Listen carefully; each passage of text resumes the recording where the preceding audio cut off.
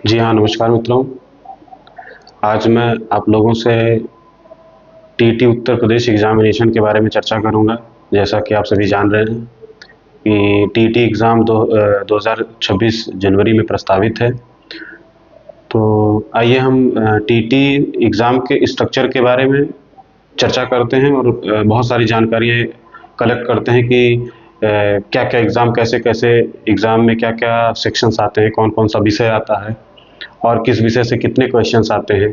पहले हम इस पे चर्चा करते हैं, उसके बाद एग्ज़ाम में किस तरीके की हमारी रणनीति होनी चाहिए, इन सभी पर चर्चा करेंगे। आइए सर्वप्रथम हम जानते हैं कि यूपी टीईटी यह हमारा सेंट्रल टीईटी जिसको सी टेट बोलते हैं, वो हमारा आता है दो पार्ट में, दो स्तर पे आता है। पहला स्तर होता है फर्स्ट लेवल या प्रथम स्तर, जो कि हम बोलते हैं प्राइमरी लेवल, या आप कहिए प्राथमिक स्तर पर, प्राथमिक स्तर जिसको कहेंगे 1 to 5। आज हम इसी पे चर्चा करते हैं, चूंकि दोनों स्तर के एग्जामिनेशन के विषय में डिफरेंसेस हैं। इवन किस वर्ग से हैं आप, विज्ञान वर्ग से हैं या कला वर्ग से हैं, उनसे भी विषयों पे अंतर पड़ता है। किस सब्जेक्ट से क्या क्वेश्चंस आते हैं, बहुत सारी चीज़ों में अंतर होता है। इसलिए हम सबसे पहले प्राथमिक स्तर पे बात करते हैं। हाँ, ये छोटी चीज़ आपसे जोड़ देता हूँ कि जो सेकेंड स्तर होता है, जिसको बोलते हैं सेकेंड लेवल, जिसको बोलते हैं उच्च प्राथमिक स्तर, उच्च प्राथमिक स्तर अंग्रेजी में बोलते हैं अपर प्राइमरी, और ये आता है 6 to 8 के लिए आता है। तो आज हम चूंकि हम प्रथम स्तर की ही बात करेंगे, जो हमारा प्रथम स्तर का एग्जाम है वो हमारा आता है 1 to 5, जिसको बोलते हैं प्राथमिक स्तर हेतु टीईटी, प्राथमिक स्तर हेतु TET.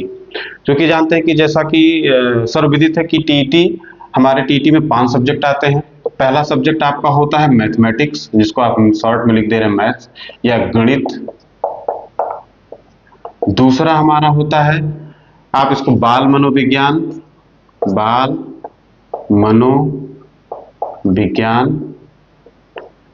Child psychology and pedagogy. तीसरा आपका जो होता है वो हमारा आता है हिंदी का। हिंदी जैसा कि हम जानते हैं हमारी प्रथम, ये फर्स्ट लैंग्वेज है जो कि सभी के लिए मैंडेटरी होती है, जरूरी होती है हिंदी। आपका चौथा सब्जेक्ट जो आता है वो हमारा पर्यावरण आता है, पर्यावरण। और हमारा पांचवा सब्जेक्ट जो होता है ये द्वितीय लैंग्वेज होता है, सेकंड लैंग्वेज होता है, द्वितीय भाषा, जो कि कौन कौन सी होती है? एक अंग्रेजी होती है, अंग्रेजी का आप ले सकते हैं, जिसका सब्जेक्ट अंग्रेजी रहा हो वो अंग्रेजी ले सकता है, जिसका सब्जेक्ट संस्कृत रहा हो वो संस्कृत ले सकता है, जिसका सब्जेक्ट उर्दू रहा हो वो उर्दू लिख सकता है। एक चीज ध्यान देने की बात है, जैसे मैं कह रहा हूं जिसका सब्जेक्ट रहा हो, ये सब्जेक्ट से मैटर नहीं होता, ये आपके प्रेफरेंसेस होता था। हो सकता है कोई कहे कि सर हमने तो बीएससी किया है तो क्या मैं अंग्रेजी ले सकता हूँ? यहाँ किसी भी सब्जेक्ट का आपके एकेडमिक में वो रहा हो या ना रहा हो, उस पर मैटर नहीं करता। आपको जिस सब्जेक्ट को पढ़ने में ज्यादा इंटरेस्ट है या जिस पे आपको प्री नॉलेज है, आपका पहले से ही आपको उस विषय के बारे में सामान्य जानकारियां हैं, तो आप उस विषय को लीजिए। ये आपकी चॉइस होती है कि आप किस विषय को आप लेते हैं। ये एग्जाम फिल करते वक्त ही आपकी चॉइस आपसे पूछ ली जाती है। चलिए, ये तो हो गई हमारी 5 विषय की बात। जैसा कि आप जानते हैं कि टेट में आप नोटिफिकेशन पूर्व वर्ष का ये पढ़े होंगे, देखे होंगे कि उसमें 150 क्वेश्चंस होते हैं। क्वेश्चन पे ना जाके पहले हम जाते हैं 150 पूर्णांक होता है हमारा, 150 पूर्णांक होता है। तो 150 पूर्णांक के लिए जो डिस्ट्रीब्यूशन है वो हमारे 5 सब्जेक्ट होते हैं, और पर सब्जेक्ट हमारा 30 नंबर होता है। 30 नंबर यहाँ, 30 नंबर यहाँ पे, 30 यहाँ पर, 30 यहाँ पर और 30 यहाँ पर। 5 सब्जेक्ट हो गए, ये 30 नंबर के होते हैं, 30 प्रश्न होते हैं। ध्यान दीजिएगा, 30 प्रश्न 30 नंबर। इसका मतलब कि प्रत्येक प्रश्न, ये जो 30 प्रश्न आएंगे, प्रत्येक प्रश्न 1 नंबर के होंगे, और जो हमारे प्रश्न होंगे उनकी जो प्रकृति होगी वो हमारी सब्जेक्ट, वो वस्तुनिष्ठ होगा, मतलब वैकल्पिक होगा।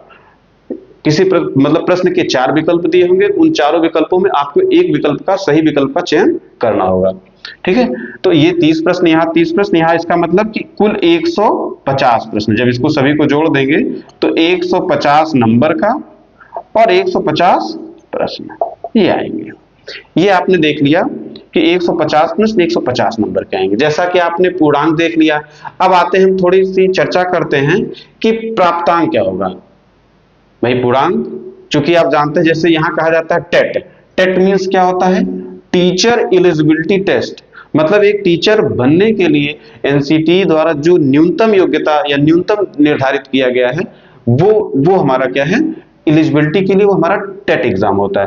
तो इसके लिए कितना क्वालिफाइंग मार्क्स, जो कि एग्जाम हमारा क्वालिफाइंग मार्क्स होता है, सिर्फ हम पास कर जाएं, इसमें ज्यादा प्राप्तांक, मतलब ज्यादा आपका प्राप्तांक ज्यादा होगा वो मैटर नहीं करेगा कहीं भी। आपके चाहे नौकरी में, जैसा कि आप सभी जानते हैं, मैं एक छोटी सी चर्चा कर ले रहा हूं कि उत्तर प्रदेश परिषदीय शिक्षक जो कार्यरत हैं, या किसी भी हमारे 28 स्टेट और 8 यूनियन टेरिटरीज में जो भी हमारे गवर्नमेंट टीचर कार्यरत हैं 1 से लेकर 8 तक, उन्हें चाहे वो 2010 के पहले हो, माननीय सुप्रीम कोर्ट का आदेश है कि उन्हें टेट एग्जाम क्वालिफाई करना है।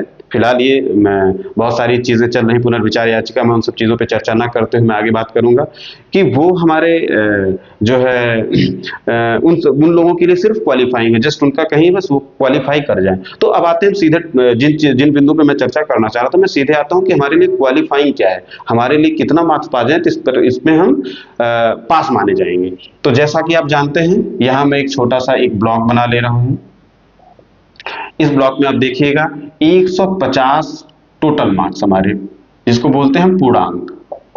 ये टोटल पूर्णांक है, टोटल पूर्णांक हमारा ये।